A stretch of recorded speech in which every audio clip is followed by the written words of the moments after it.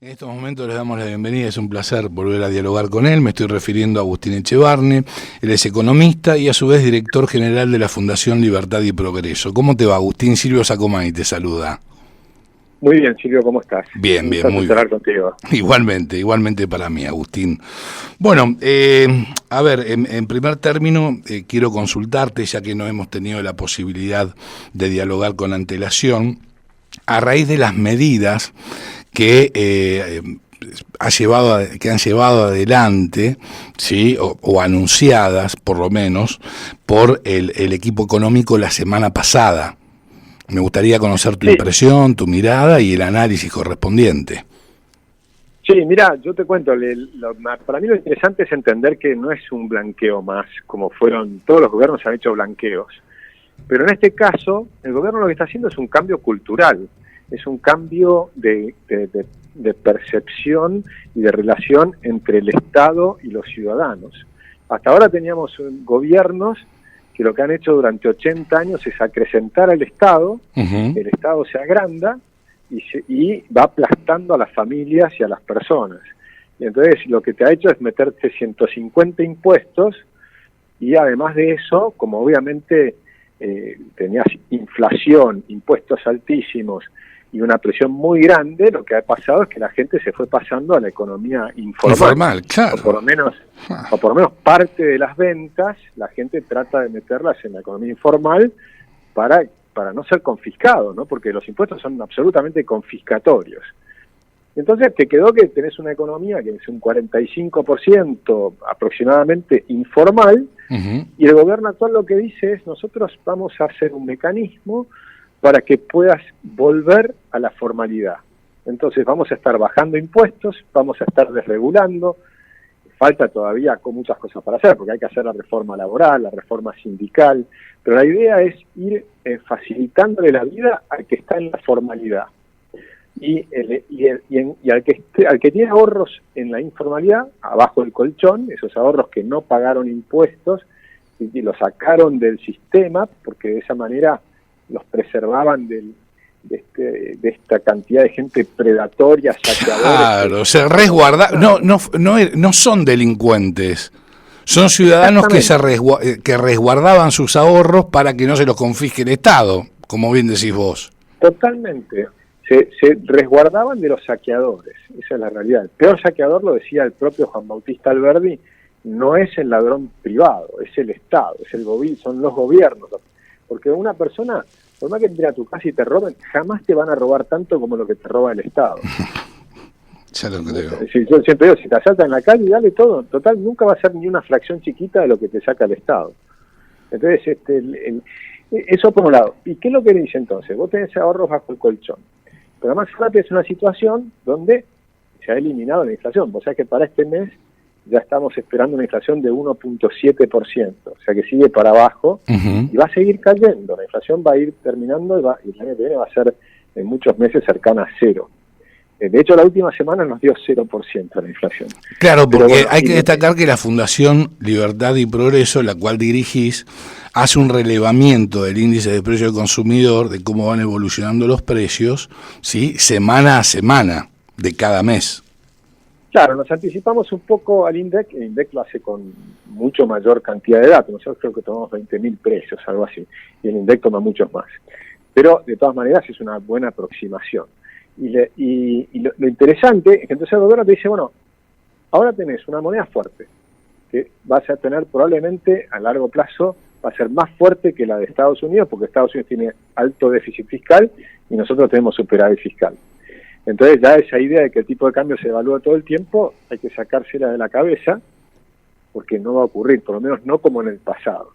Entonces hoy tenés ahorros en el colchón que pierden valor, porque el dólar pierde un 3% anual, pero si vos mirás 20 años, que tuviste 20 años en la plata en el cajón, uh-huh, abajo del colchón, como se dice, perdiste la mitad o más. Sí. Entonces se pierde, la plata que está en dólares también pierde valor, no tan rápido como los pesos antes, pero pierde valor. En cambio, si esos pesos los utilizás para consumir, y el gobierno te dice, yo no voy a controlar más cómo consumís. Entonces antes controlaba a todo el mundo, a todas las personas, todas las tarjetas, todo lo que consumís le llegaba la información. Sí, con montos irrisorios a su vez, Agustín. Sí, totalmente, con todo tipo de montos. Entonces, eso se acaba y la gente va a poder usar sus fondos que están abajo del colchón, de manera tal que lo que va a hacer cada vez más grande son los ahorros en blanco. Y la ventaja del ahorro en blanco que está en el banco es que te rinde tasa de interés, y las tasas de interés son el 34% anual. Uh-huh. Ese es el objetivo, que la gente empiece a darse cuenta que es preferible estar dentro del sistema. Y dentro del sistema, el ahorro tiene un efecto mucho más positivo que abajo del colchón. Porque abajo del colchón, primero que se te deprecia, vas perdiendo la plata. Mientras que en cambio, si está dentro del sistema, lo que hace es, primero te genera plata porque tenés la tasa de interés de 34% para vos. Uh-huh. Pero además, al aumentar los depósitos, aumenta el crédito. Y al aumentar el crédito le permite a las personas obtener créditos más baratos para comprarse una casa, para lo que fuere, o a las empresas para invertir. Exacto. Esto aumenta la inversión, al aumentar la inversión, a la larga también aumenta la riqueza y los salarios. Por supuesto. Entonces empieza a potenciar el crecimiento de la Argentina. Claro, sí, tal cual. Bueno, que es la idea precisamente de este gobierno. Sabemos que el Banco Central ha aspirado infinidad de pesos, hoy tenemos una base monetaria acorde a un país serio, ¿sí? Y lo que quiere evitar este gobierno para hacer traccionar la economía precisamente es emitir. Y es por eso, me parece, que uno de los objetivos de estas medidas tiene que ver con que no se emita y que la economía, insisto, traccione a través del desahorro, ¿sí? de los ciudadanos que tienen el dinero, digamos, en lo informal, ¿no es cierto?, en el sector informal. Sí, no necesariamente es el desahorro, porque alcanza con que lo que traspases ahorro en negro a ahorro en blanco. Entonces lo que haces es la parte que consumís, no es que consumas más o menos, consumís lo mismo, pero lo mismo que estabas consumiendo, en lugar de consumirlo todo con lo que vos generás en blanco, lo consumas en parte con lo que generás de tus ahorros anteriores que tenías abajo del colchón. Uh-huh. Entonces te vas a empezar a generar ahorro en blanco. Claro, claro, yo me refería a desahorro, es decir, a que los ciudadanos saquen los dólares del colchón, o los pesos del colchón, ¿no es cierto? Porque también incluye a los pesos estas medidas, ¿no es cierto? ¿Me escuchás, Agustín? ¿Me recibís bien? A ver si tenemos un inconveniente con la línea, se cortó el contacto telefónico. ¿Se cortó, Nelson? Bueno, ahora vamos a retomar entonces este diálogo tan interesante que estamos manteniendo con Agustín Echevarne, vinculado, ¿sí? En primera instancia, bueno, a las medidas que ha tomado el gobierno para que el ciudadano de a pie pueda llevar a la formalidad todos aquellos ahorros que tenían sin que el Estado les confisque ese dinero.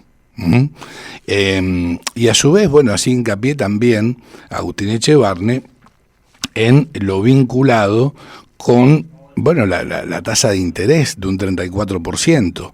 Es decir, que esto no implica un desahorro como yo estaba sosteniendo, sino que... Se ve que se cortó. Sí, se cortó. Estaba más o menos haciendo una reseña de lo que vos estabas comentando, Agustín, pero obviamente te pido que sigas con la idea.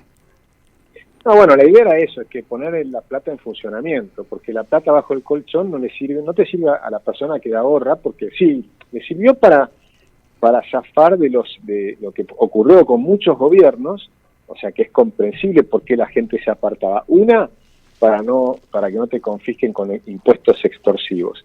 Y la segunda es que sucesivamente varios gobiernos te robaban la plata que tenías en el banco. Uh-huh. Entonces eso lo hicieron con el plan Bonex, en la época primero Alfonsín con la hiperinflación.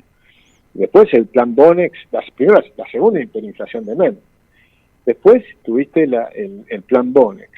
Después tuviste la especificación asimétrica, la devaluación de Duhalde, todas esas barbaridades, ¿no?, que te fueron sacando plata. Después los Kirchner, que les robaron a los bonistas el 75% de lo que nos prestaron. Una barbaridad, pero descomunal. El Estado argentino es un Estado saqueador serial. Pero ¿por qué ahora es distinto? Es distinto porque tenemos superávit fiscal. Esa es la clave de comprender la gran diferencia del gobierno actual con todos los anteriores. Al tener superávit fiscal vas corrigiendo los problemas y no vas a generar una crisis futura. Todo el mundo tiene en la cabeza, no, pero ¿esto cuánto va a durar? Porque después siempre vienen las crisis. Bueno, la gran diferencia con las veces anteriores es que todas las crisis tienen origen fiscal, tienen origen de que el Estado gasta más de lo que le ingresa. Y el presidente Milei tiene clarísimo que va a tener superávit fiscal. Bajó el gasto público, va a seguir achando el gasto público por todos lados y va a mantener el superávit fiscal.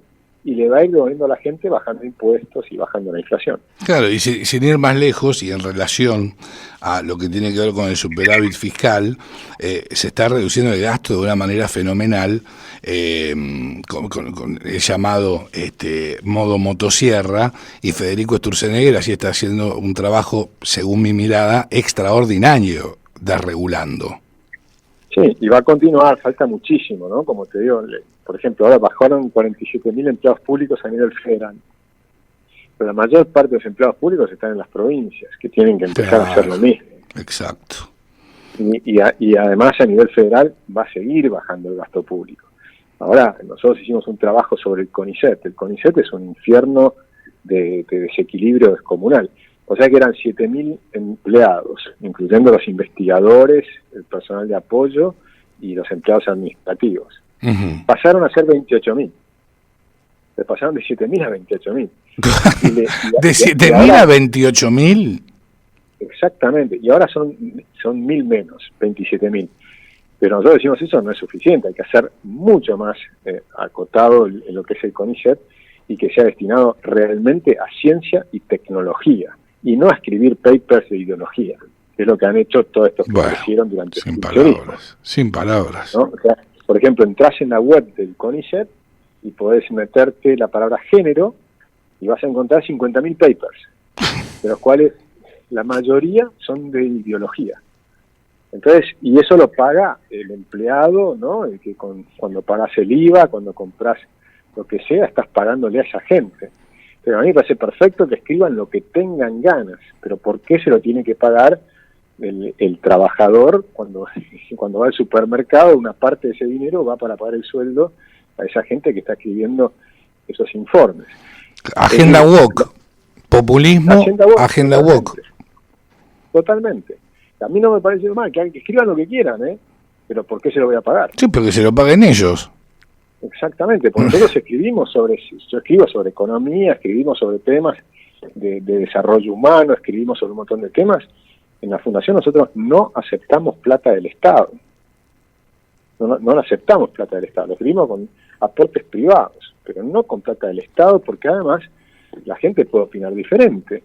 Y encima, si el Estado financia a las personas que escriben sobre humanidades y ciencias sociales, lo distorsiona, porque el Estado tiende a querer más Estado. Entonces nunca va a financiar un estudio liberal. Siempre se va a financiar estudios pro-Estado. Entonces hay un sesgo. Y ese sesgo no tiene que existir, pero en el Estado siempre va a existir. Y por lo tanto el Estado no tiene que financiar esas cosas. Y en todo caso, lo tienen que hacer las universidades. Para eso está la UBA, ¿no? Están las universidades privadas. Entonces ya están. Los investigadores tienen que estar en las universidades privadas todo lo que es ciencias sociales y humanidades.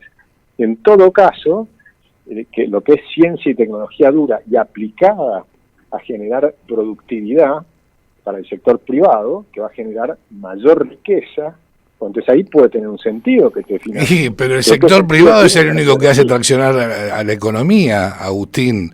Para el populismo, el Estado generaba empleo, pero no hacía traccionar la economía. Nosotros proponemos, primero, además imagínate lo que crecieron. Tienen 1.700 empleados administrativos. Una locura, pero demencial. Debe tener 50. ¿Por qué 1.700? Un disparate. Entonces, y después tienen 3.700 personas del personal de apoyo. Y después tienen 12.000 y pico de becarios y 12.000 y pico de investigadores. O sea, se ha crecido a un nivel impresionante. Luego decimos, saquemos todo lo que es ciencias sociales y humanidades y van a las universidades. Eso es como un 25% del total. Y después achicar, obviamente, empleados administrativos, en personal de apoyo, todo debe ser más simple y eficiente. Y además, dejar de financiar carreras de investigación y pasar a financiar proyectos de investigación. O sea, no financiar personas, financiar proyectos. Claro. O sea, ese proyecto que sirve para mejorar la vida de la gente, si no, ¿para qué lo vas a financiar? No, por supuesto, obviamente, obviamente. Ahora, volviendo a las medidas, ¿sí? El gobierno va a enviar en las próximas semanas, ¿sí? El proyecto al Congreso. Sí, entiendo que va a pasar por diputados en primer término para que se convierta en ley. Ahora, lo que va a necesitar el gobierno es que las provincias adhieran. Sí, ya tenemos que la provincia de Buenos Aires no ha adherido. ¿Cómo ves el panorama en el Congreso? ¿Cómo ves la relación con las provincias? ¿Vos considerás que pueden llegar a adherir? Bueno, obviamente que las provincias tienen un interés en adherir porque va a mejorar las posibilidades de crecimiento de esa propia provincia. Les debieran tener interés en adherir.